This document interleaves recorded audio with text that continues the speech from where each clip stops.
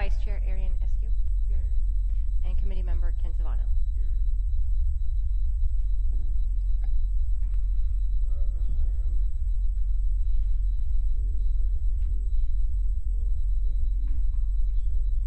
Committee background. Can I please get staff report? Yes, thank you, Chair, members of the committee.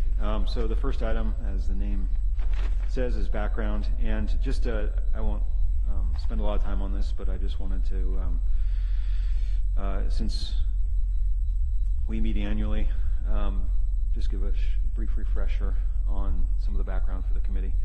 And after the voter approval of Measure G in 2014, the City Council established the Oversight Committee as part of it. It was one of the requirements of Measure G is to have a Citizens Oversight Committee. And the Council in 2015, through Resolution 2015-64, established the 5-member Measure G Oversight Committee. And as it says in the staff report, the intent of the Oversight Committee is an advisory committee to the City Council to provide oversight of the revenues and expenses pertaining to the portion of the sales tax generated by Measure G in the prior fiscal year, and provide a written report to the City Council approved by the majority of the members. This is it is a Brown Act body, which basically means that the Brown Act, it's part of the California Government Code, governs how the meetings are run, and there's a updated, that's the huge document behind the staff report, so very exciting reading. But anyway, just for reference, that is there. The main thing you just have to remember about the Brown Act is that there shouldn't be any discussion of the items pending prior to the meeting. The whole underlying intent of the Brown Act is that any decisions that are made in public, and so discussions about those decisions happen in public. And to ensure the public is notified, our part of it is making sure that the packet is published in advance and noticed appropriately. So those are all requirements of the Brown Act. But probably the most important element, like I mentioned, is just to not have discussions about items prior to the meeting amongst yourselves. Okay. Does the committee members have any questions for the staff? Are there any public comments on this item? I guess not. All right. The next item is number 2.2, reorganization of Measure G Citizens Oversight Committee. Can I please get a staff report? Thank you, Chair, members of the committee. So when the committee first met, the discussion at the time was that the chair would follow the mayor, and the vice chair would follow the vice mayor, and that's the configuration we're in tonight, and that has been the rotational method up until now. This is only on here to see if there's any dissatisfaction with that method of rotation, or if everyone's okay with it, then we can just move on. So. Okay. Does the committee have any questions on it? Would you like further discussion? Okay. Any public comments? And next item is item 3, public comments. This is the portion of the agenda where public can comment on things not on the agenda, but within the purview of this committee. Are there any public comments? If not, then we will move on to item 4.1, presentation on City Council fiscal year 2017 and 18 strategic planning goals. Can I please have a staff report? Thank you, Chair, members of the committee. So now that we're through that housekeeping stuff, now comes the exciting things. So every year, the City Council does a strategic planning study session, actually several of them. And what's in the packet is the results of what came out of the 17-18 strategic planning study sessions, which was ultimately what ended up in the budget and then was expended and therefore is reflected in the Measure G report that you have before you tonight. So I'll just flip through it real quickly. So these are attachments to that staff report.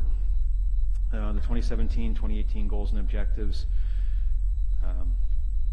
lists, the outline is there of the goals, the four goals, I'm sorry, and the numerous objectives under each goal.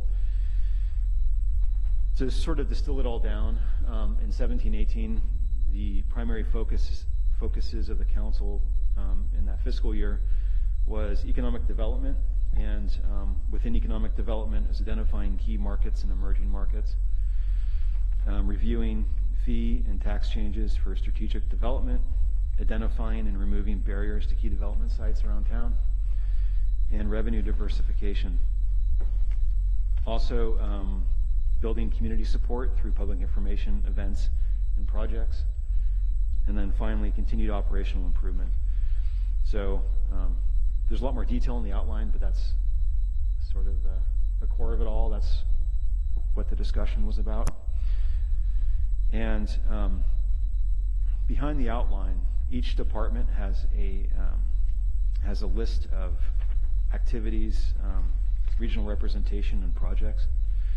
And so how this works, so you know, is the first part. So the first sheet is police, as an example. And the very top is day-to-day duties. So these are just all the things that the police department does just to be a police department, just to run. Right? There's nothing out of the ordinary. That's just the day-to-day work that they do. Below that is regional representation. So with any one of our departments, there's various regional groups that we have to send people to represent Cotati's interests. This is a list of those. And then below that are projects, and these are things that the department was hoping to accomplish in that fiscal year. So remember, this is all prior to the budget and the fiscal year itself. This is planning for it. And the column that says effective FTE, that runs down the right side of that table. So FTE is full-time equivalent positions, like number of staff, essentially. And those numbers are how much time each one of these activities takes. So we do have a time accounting system with, for the most part, has these categories in it. And then through the year, people charge their time, however they are spending it. And for this purpose, and then into budgeting, we can run reports on that and see how people actually spend their time. So these change, and so one of the main reasons for that, aside from just basic time accounting, is it tells us how much excess time we have to do projects, so that when we talk to the council about it, hopefully we're providing them. When we talk to them specifically about projects, hopefully we're giving them a realistic set of projects that we think we could realistically accomplish, and not just completely overshooting and always failing every year. Because I guess that just gets too depressing. So we try to be realistic but aggressive in the projects. So just starting with police. Some of the stuff that they on the projects that they spent the most time on out of this list here was developing the cannabis licensing and taxation programs. That in this fiscal year, in 17-18, that was a significant work activity for this department as well as community development and the manager's office. Is getting in November of 2017, there was a business license or cannabis business tax that went to the voters in Cotati. And then in the following spring, all the accompanying land use regulations, so all the implementing regulations came to council, and that just is a significant amount of time to put all that together. And it was all new at the time. Prop 64 had recently passed, legalizing it. So everyone was trying to figure out what the best practice was. And so we're kind of building it as we're flying, you know. So that was a significant activity. The police obviously were heavily involved in that, in those internal discussions and getting that ordinance together.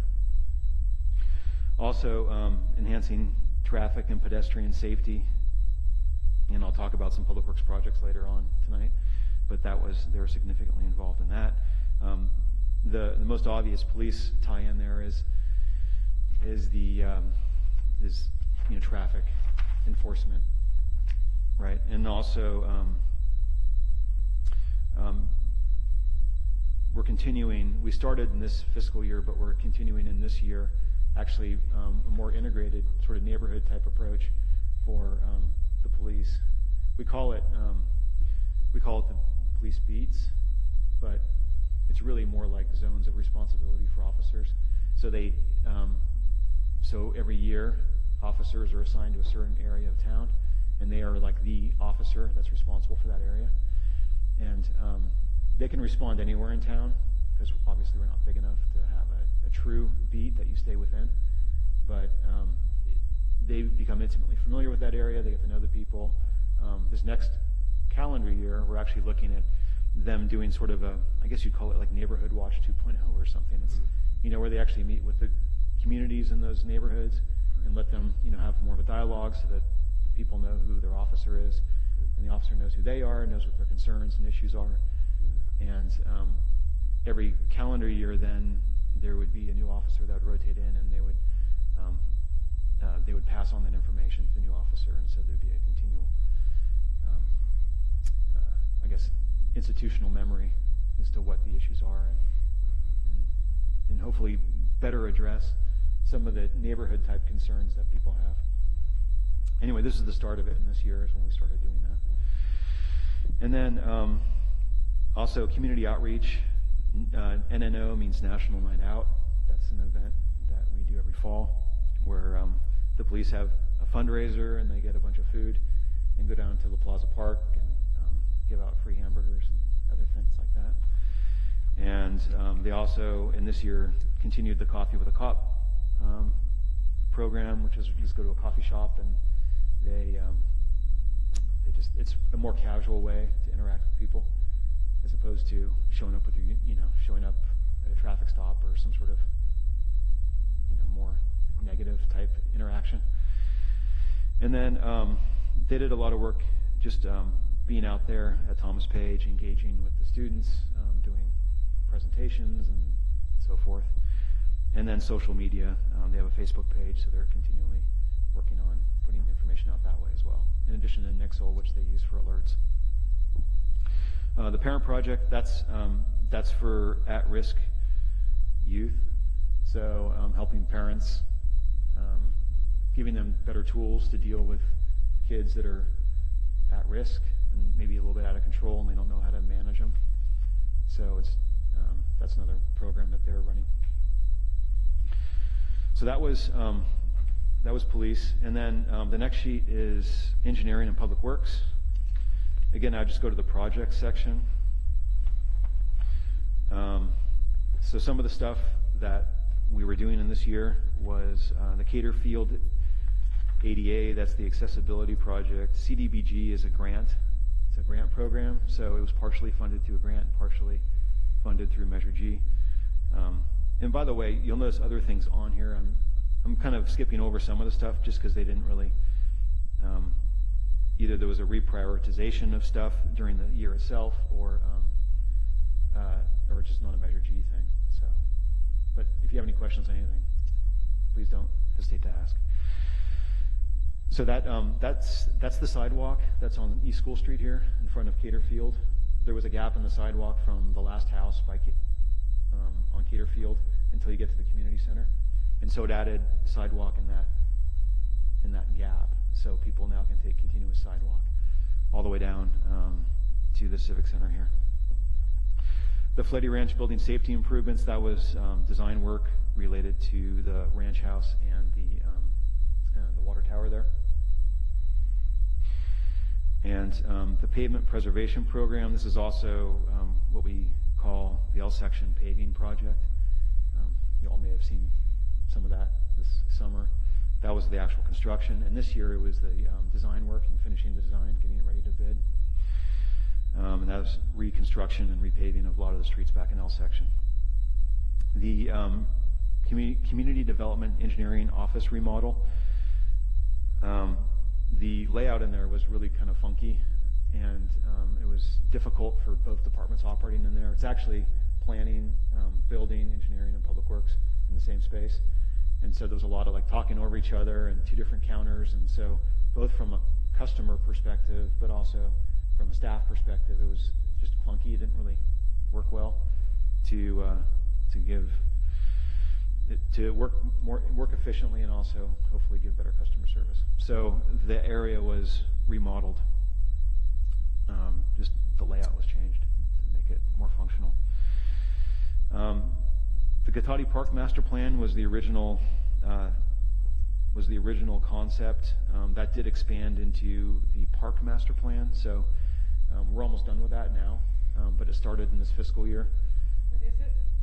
So that's looking at all the city parks and really assessing what's there today and looking at what we may want to do in the future in terms of upgrading equipment, changing layouts of things, making it more functional and usable. For all the parks or just Cotati Park? So it started with Cotati Park, but it morphed into all the parks. Yeah. So we started the planning process then. We had a whole series of public meetings, and now we're just in the process of compiling all the final documents and bringing it forward for approvals. And that's going to tie into our capital improvement program, and then we'll start knocking them out. Okay, so that'll be part of capital improvement? Yeah, yeah. Citywide street safety is an annual program where we work on various street safety projects to improve things that we hear complaints about or things that we know about. In this fiscal year, in 17-18, what we were working on was like the flashing red lights at William and George and Old Redwood Highway, and also East Cotati Avenue at LaSalle. We also installed radar feedback signs, speed signs, on West Sierra. You see it up by the bus shelter up there on West Sierra, as well as one on Valparaiso, because we have this significant amount of traffic that cuts through there to bypass the hub if they're just coming through. And then we have one on Old Redwood Highway south near Eucalyptus, by Clothier and all that area. So the intent there is when people are coming in from the county and they're hitting the city limits, that hopefully they'll see that the intent is to slow them down so they're not coming into the Myrtle Valparaiso signal at 60 miles an hour. So that was installed in that year. And then finally, I'll just say the park lighting at La Plaza. That's the lights you see that are on today. This is the start of that process. There's also other lights that went in at the School Street Tunnel, so at the entrance and exit on that tunnel, as well as new lights within the tunnel itself, and new lights at the McGinnis Trail and Marsh Trail. So those are just key connectors where people come from. They cross the Laguna. They're coming from one side of this town to the other, both the tunnel and the pathways over there. And then the park itself was just because we've heard for quite a while that La Plaza Park was always it was very uninviting at nighttime. It was not considered that safe, especially if you're in the old downtown, like where Redwood Cafe is and in that area, and you're trying to walk up Old Redwood Highway, and you hit that dark area with a single floodlight by the restrooms. It just wasn't, to get to the other side of Old Redwood Highway, it just wasn't perceived that safe. So the lights are intended to take back that area for families or people that want to walk through there at night. Good. And hopefully discourage bad behavior. Yeah. All right, so I'll move on to the next department. City Manager's Department. So down to the project list. The cannabis licensing and taxation, that was a significant work effort, like I had mentioned earlier. Veronda Fletty Ranch work plan implementation. So we have the ranch, we own the ranch, and it's protected by an open space easement, so it'll always be a ranch. But we're just not really geared up to run a ranch. So this was the process of reaching out, putting out a request for proposals, getting operators that would want to operate the ranch as a demonstration kind of ranch so that we can have hopefully community education as well as the sort of passive education that we have today, where people can look at the animals. But as we get into this next year, there's going to be a lot more interaction within the ranch itself, and with our rec programs tying in to what they're doing there. So you'll see a lot more happening in this next calendar year. But this was the start of the process to get the operator, to identify potential operators and get that process going. I already talked about what's called here the Cotati Park Master Plan, which, like I said, morphed into the Parks Master Plan. The initial, well, there's a couple internal things. The internal financial reporting improvements was a significant effort, just working on new internal reporting, just to monitor budgets throughout the year in a more streamlined fashion. The personnel rules, that's just the rules that govern, it's kind of employee policies. And that was a significant work effort. And then we also spent quite a bit of time on implementing the comprehensive annual financial report. It's the CAFR. So that's just our annual audit, right? So every year we have to do an annual audit of our finances.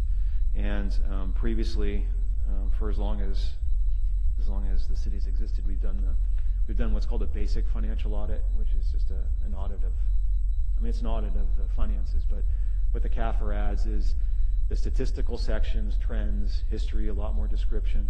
So it's really like a gold standard in financial reporting.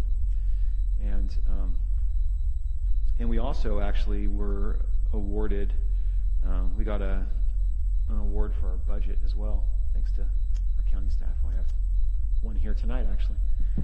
But they did a fabulous job putting that all together and making the budget and the CAFR just much more robust, transparent. So if anyone has any questions about anything financial at the city, it's all there, right? All there for the year, and it's all there in terms of statistics and trends. So that it's just part of the overall push to be more transparent and provide more information for people that are interested in knowing more about certain things. And we continue that effort today just to try to make things more accessible. Just by the nature of it, government finance can be significantly more complicated than like personal finances.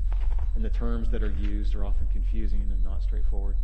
So we're continuing to look for ways to make it more accessible to people that don't have to know accountees to understand it. And then I'll flip to community development. And again, projects. So like I'd mentioned before, cannabis was a significant part of this year for them, and the land use regulations to implement that, as well as the wayfinding program, design, development, and public process. So these are the wayfinding is just another way of saying like informational signage. So when someone comes into town, they have a well-designed, themed, consistent signage program on directing people to landmarks, things that are important in town, and also a companion program for businesses, so business signage. So some of them are like vehicle type signage, right? Some of them are pedestrian type signage if you're out of your car. In particular, like the business signage, that's more pedestrian, where you have like a map of the downtown area and and a key to all the businesses, so that people know where things are. And that's the final program's on the cusp of approval. So in this next calendar year, I'd expect to see that getting installed as well. So this is all the foundational work to get there. You would think a sign would be pretty straightforward, but it never seems to be. There's a lot of public process around it and iterations on it. Okay, so last, finance and admin services. And again, in the project section. I have a question in that area. Once again, the Santerre Way Pacific Plan. Oh, yeah. Uh-huh. That's such a biggie. Could you explain that a little clearer? Sure, yeah, so the city has a general plan, like all cities, but then we have a couple specific plans. One of them is in the downtown area, downtown specific plan, the other's in Santero. Yeah. Okay, so the Santero Way specific plan was done 2000, right around 2000, it was amended shortly after that, 2002, but it's been a while, right? So, what was prompting this as a possible project specifically was there is an active project that's fully entitled at this point, that is the Santero Apartments, and that's right next to the SMART station. And the plan as it was originally designed was more of a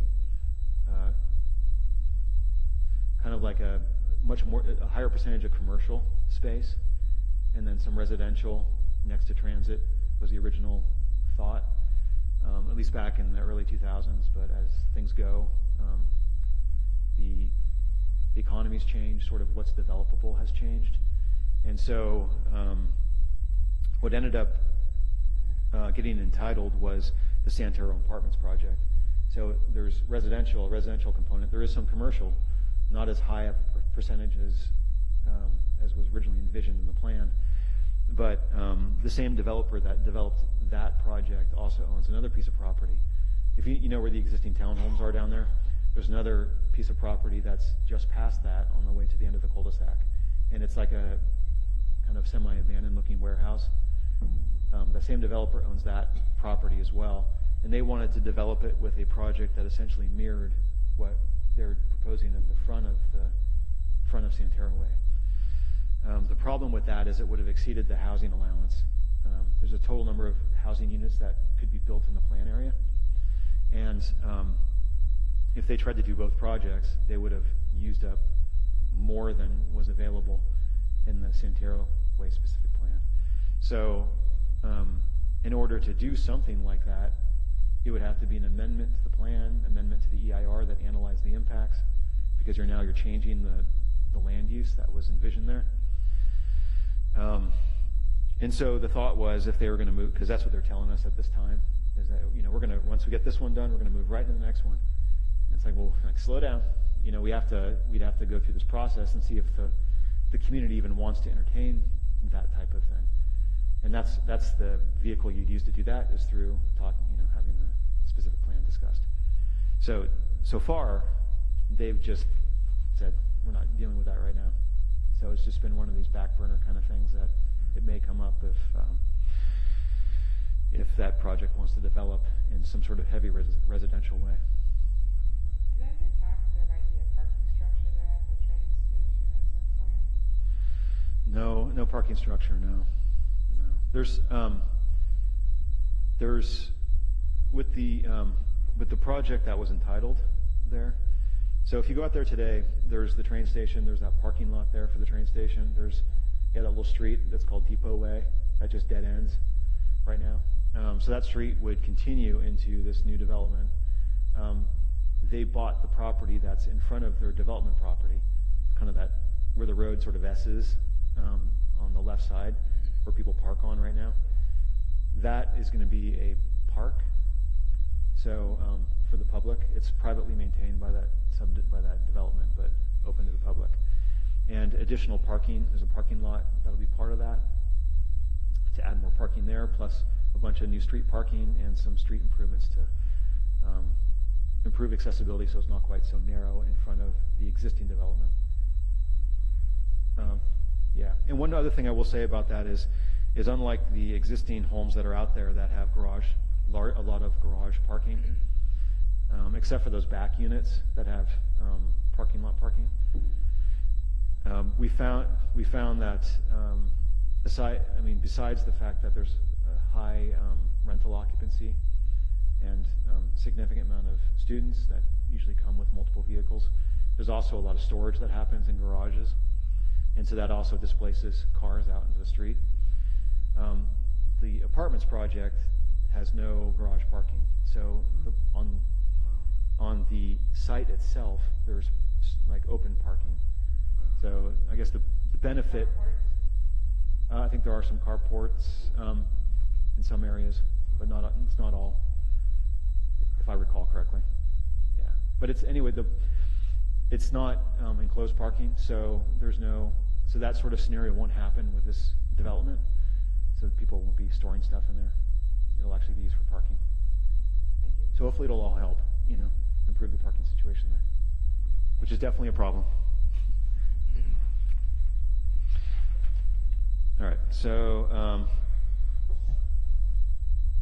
lastly, finance and admin services.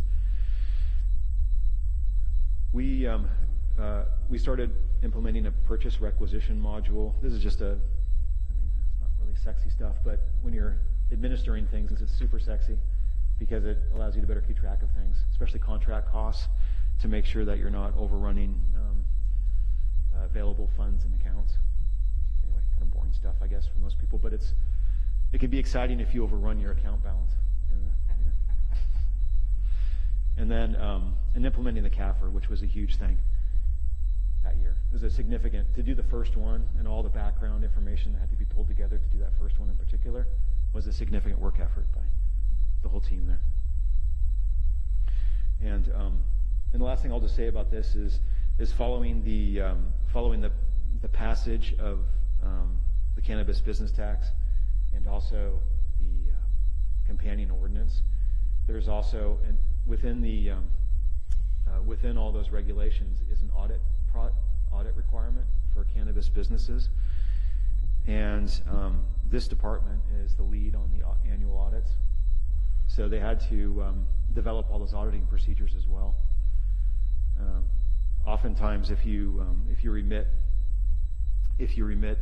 payments to the state, like if you're paying sales tax, or you remit to the county because you're paying property tax, there's another agency that receives and manages all that, and then just provides whatever share of the payment comes back to the different taxing entities. So it's fairly hands-off at a local level. But when you have a local tax like the cannabis business tax, you're administering the whole thing from collections to auditing to everything. So all those procedures had to be developed. So that was part of it as well. And I will say that cannabis in particular is challenging because, unlike other businesses, they don't have access to banking. And so significance, they deal in cash. And with cash comes all sorts of special challenges and potential security problems. So it was an interesting exercise to kind of go through all the different issues and working them out and coming up with a process that is a good process for everyone and safe for everyone, until hopefully the cannabis businesses develop a way to work like other businesses can and not Is deal that with cash. a Katati requirement that it be cash?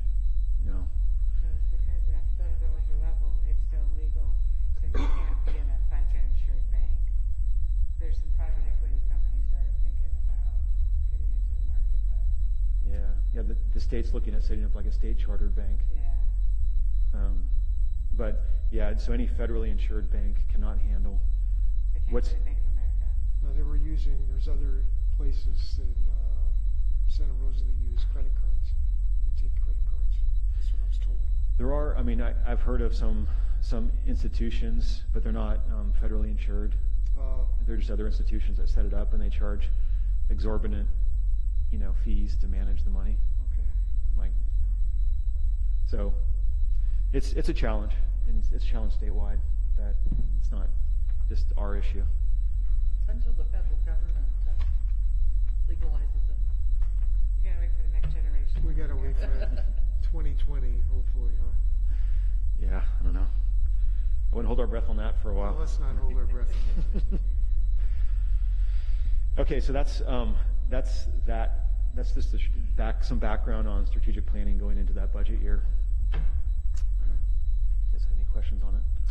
Okay, does any committee members have any questions? Okay, public comments? If none, then... Yeah, she lived it, so. Okay. Next item is number 4.2, Measure G Annual Report for fiscal year 2017-18. Can I please have a staff report? Thank you, Chair, members of the committee. So, Measure G is a 1 cent tax for 9 years. It expires in 2023. And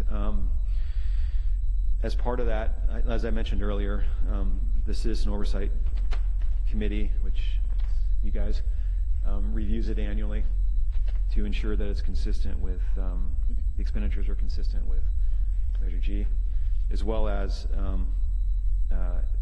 issuing a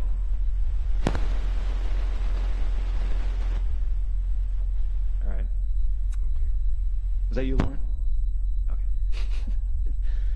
As well as issuing a letter to the council on the annual report. All right. So I will just run through the report.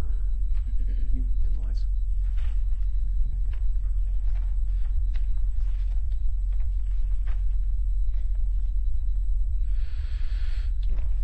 All right. So the basic structure is we have several programs that we fund with Measure G, broad categories. So one category is the street, sidewalk, and storm drain program. One is the public safety program. One is the recreation program, and the park and landscape program and public building program. And then we also have capital projects, and then we also further account for it as operational expenses and capital expenses, which I'll just step through here in a second. So in total, we received slightly over $2 million in Measure G funds in 17-18. And just to go back in history a bit, in 17-18, we had just finished some really large capital projects, grant-driven projects, which are they were partially funded through a Caltrans grant, which is one of the benefits. It's one of the key benefits of Measure G is it allows you to go out and get grants, because almost every grant requires a match. And so it enables you to really leverage the money to get more money. In 17-18, we just finished the Old Redwood Highway site in the plazas and the sidewalks and the new street and the paving, which is having a little problem between William and George and the park, which we're working on fixing right now, in case anyone is curious. And also the downtown paving. So through the so-called old downtown, we repaved all that and put in new crosswalks. And so the focus in 17-18, as you'll see in this, or as you saw in the report, and you will see more tonight, was on operations and preparing for ongoing regular capital projects. So we had these really big, heavy lifts to get these big projects done and move into our ongoing capital program, so that every year we're just knocking out more streets, knocking out, hopefully once we get the park master plan done, park projects, and just systematically going through all the identified projects and bringing everything up. And on the streets, we have been doing good. Our what they call a pavement condition index, where they review. So every 2 years, there's a third party that inspects all our streets. They have something they produce called a PCI, pavement condition index. And so we've since Measure G, we've turned it around and we're moving it up. It's just one of those things that takes time, because you can't pave everything at one time. But we're just continuing to. The council's made it a high priority to continue to, push as much money as we can every year into street paving to get ahead of it. Because if you let the streets go too long, it just becomes exponentially more expensive to fix. Because you're not just doing surface treatments anymore. Now you're digging the whole thing up, and we try to avoid that because it's 2, 3, 4 times more expensive than just paving the thing, or doing maintenance treatments. And this is inception to date, so basically 2000, the very end of 2014. It really was, I'd say 2015, when revenue started being received for Measure G through fiscal 17-18. So total funds that were expended for operations and maintenance, and I'll talk a little bit more about what that is in a minute, but it's been 5.1 million to date. Capital projects, 2.5, and fees. These are just administrative fees for the state to manage the collection of the tax and disbursement back to the city of 40,000. And that's beautiful pie chart. That's what it looks like.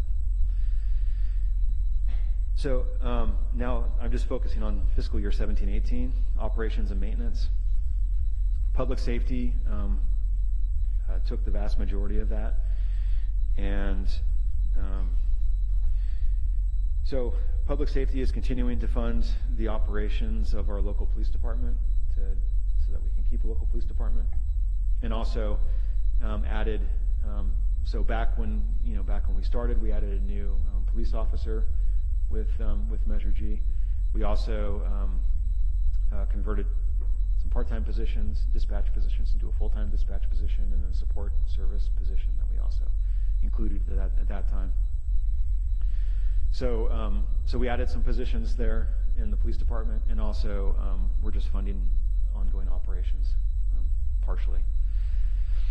And then Do you see that as continuing to be almost 40% of the budget on the safety side? on the operations and maintenance, it's a significant part. Yeah. One of the things about public safety and really all these different categories, I shouldn't just say public safety, all these categories, these are primarily funded out of the general fund. They don't have other sources of revenue that they can go to typically. So they tend to be heavy on general fund. And the police department is the city's largest department by far, just by virtue of the fact that there are 24/7 operations, so they need to cover all those shifts. Plus they run a dispatch center. So the rest of us get to go home every night, so we don't have to staff it 24/7. So you just need more people to run that. Plus provide coverage, so you don't just have one officer on. So it's just a more expensive operation to run. And the other thing that was important as we were going into Measure G was bringing back recreation programs. So recreation's fully funded through Measure G. And actually, let me come back to police, because one of the things I just wanted to point out, which I think is just good to mention, that, and this isn't, the discussion started in 17-18, but they really came to fruition this last year. But we recently took over Sonoma State University's public safety dispatch, and I think it's a real testament to how Cotati's department has operated, that the university even approached us for that service. And from all accounts, it's been really well received. I've had people at SSU, they were surprised that dispatchers were actually friendly to talk to, because apparently that wasn't their experience beforehand. So it's just a testament to their professionalism of dispatch, but also just the reputation of the department. That pays for itself, though, right? Taking on that extra area pays for itself. Yeah, so taking on SSU, they fully fund that service. Yeah. But that opportunity wouldn't exist if we didn't have our own department. Other things, and I should have mentioned this earlier, other things I will point out just in the public safety piece is this operations and maintenance is primarily staffing and operational costs. There's the other element of it, which is some street safety stuff, which is lumped into the public safety program, not on the operations side, but on the capital side. And I'll get back to that in a second.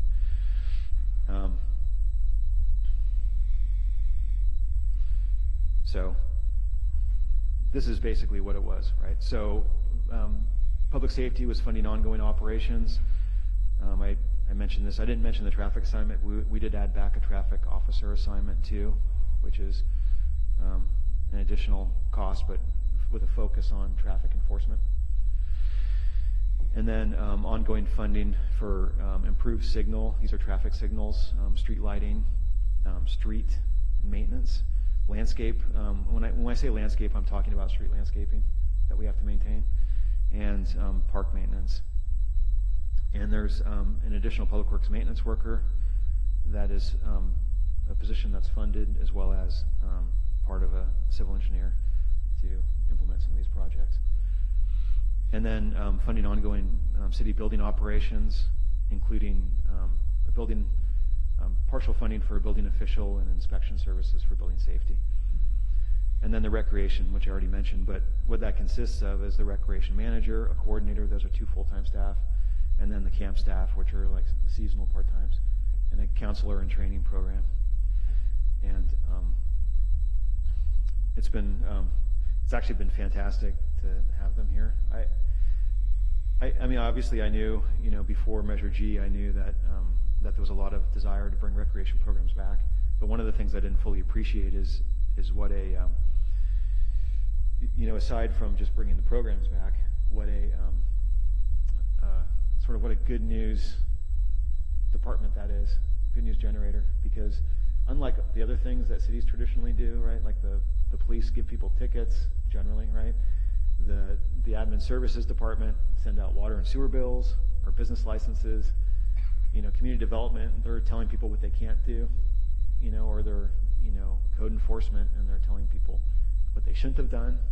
So it's a lot of, people don't really relish coming to City Hall typically, because those are the sort of things, the sort of services they want access to. But recreation is a totally different experience, because people voluntarily come here. They're happy to come here. They're excited to do stuff here. So it's just a really also a great opportunity to have other people in City Hall that wouldn't normally come in here for any other reason, and interact with not only recreation staff, but all of our staff. And a great example of that is like the city Halloween thing that we do.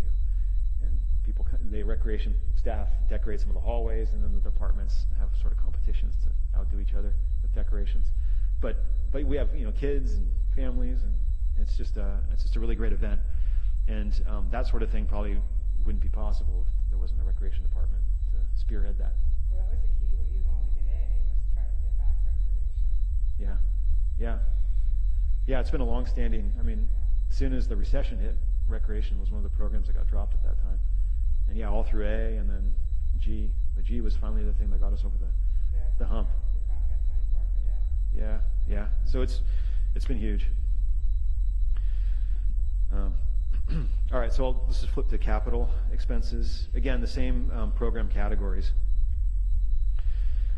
But here, most of the expenditures were streets and sidewalks and storm drains, with lesser expenditures for public safety, park and landscape, and public buildings in this fiscal year. And I will just flip to what this was. So,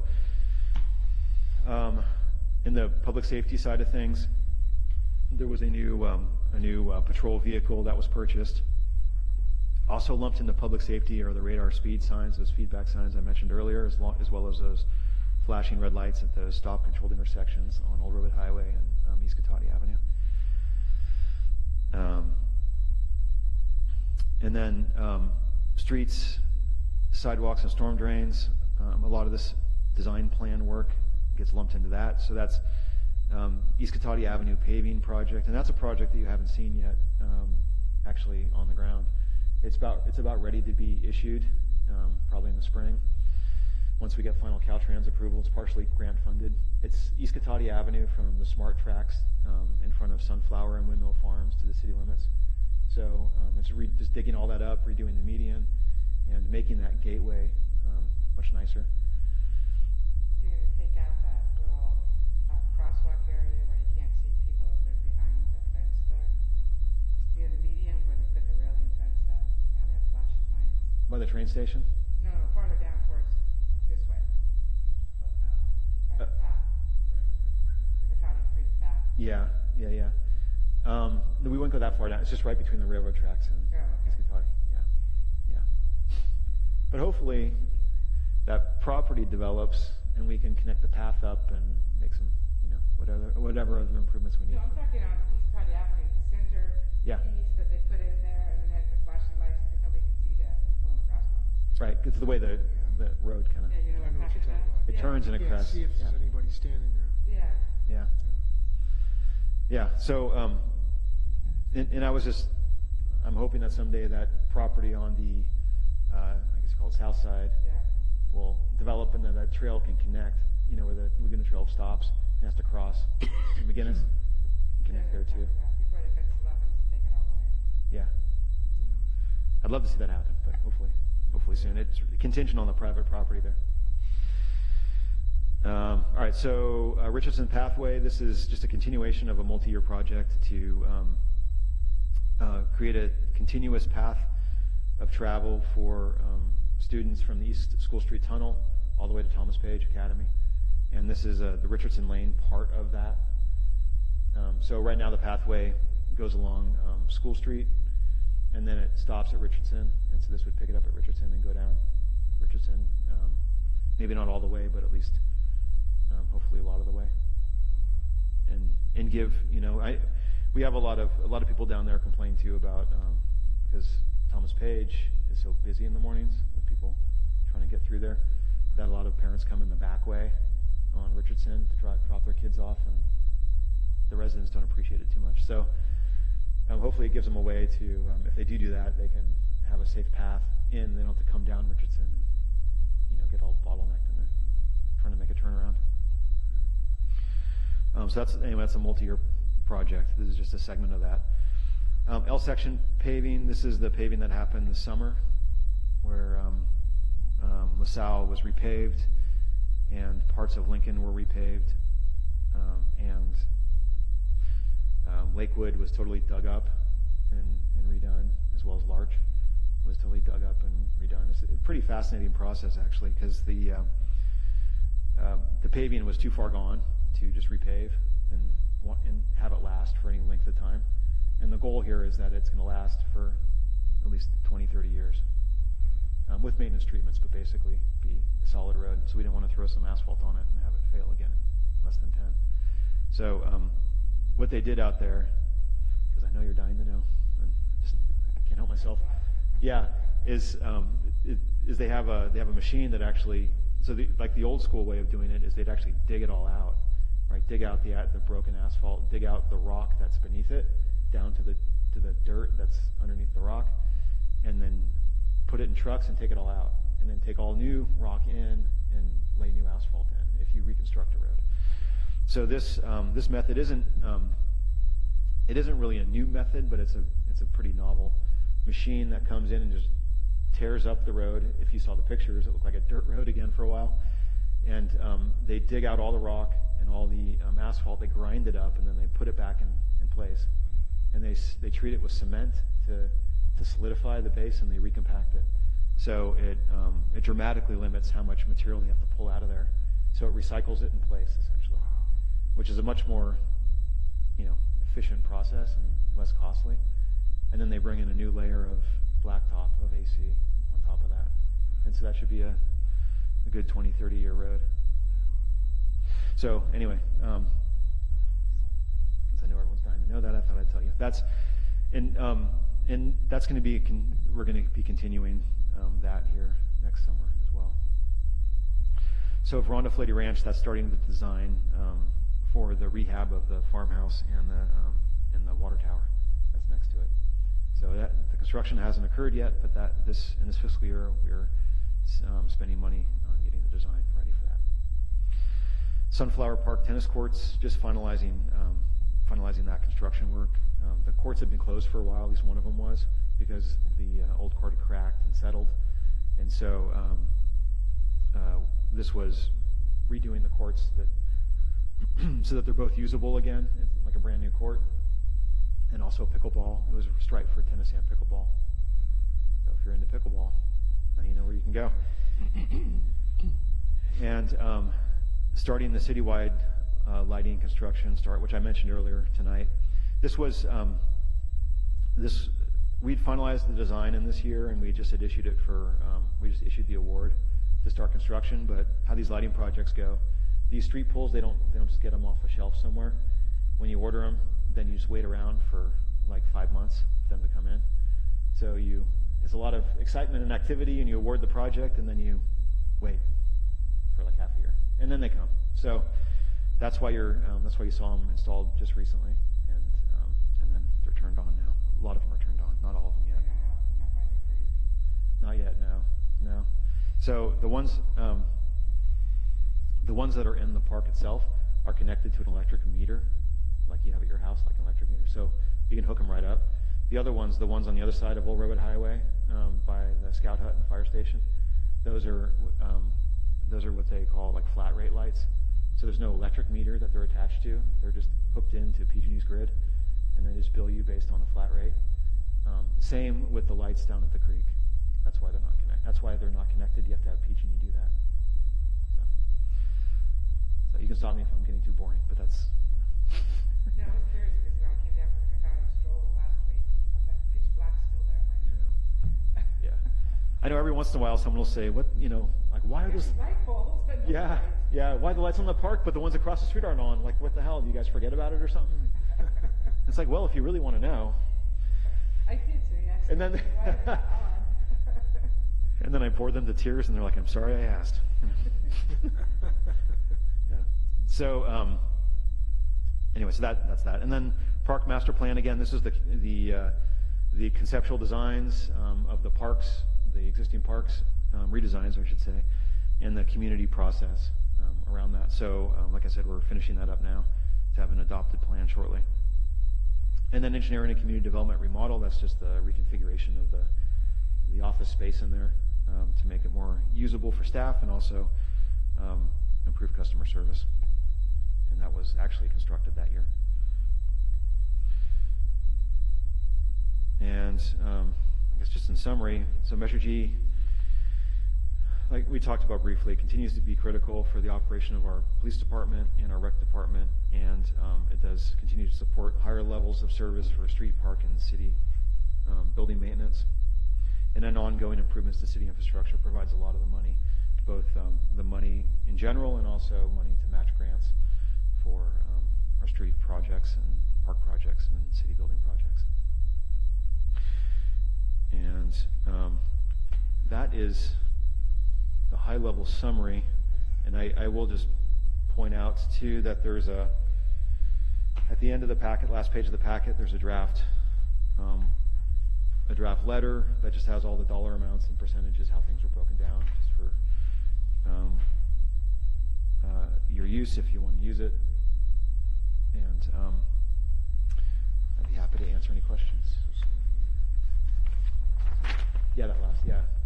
So that's available as a template. Is that it? So that's it for the report. If you or the committee have any questions. Any committee members have any questions? Any public comments? Does the committee members concur with the sample letter to the city council? This Do you want this to make a letter? motion, or you want to? Well, yeah, I'd need a motion to, I'll make a motion to approve the letter to the okay, city. and do I have a second? Okay, then we can send the letter to the city council. And then just get an all in favor vote. Sorry, Ah, all in favor of that motion of the motion in the second. Aye. Yeah, great. Thank you. Thank you. So, All right.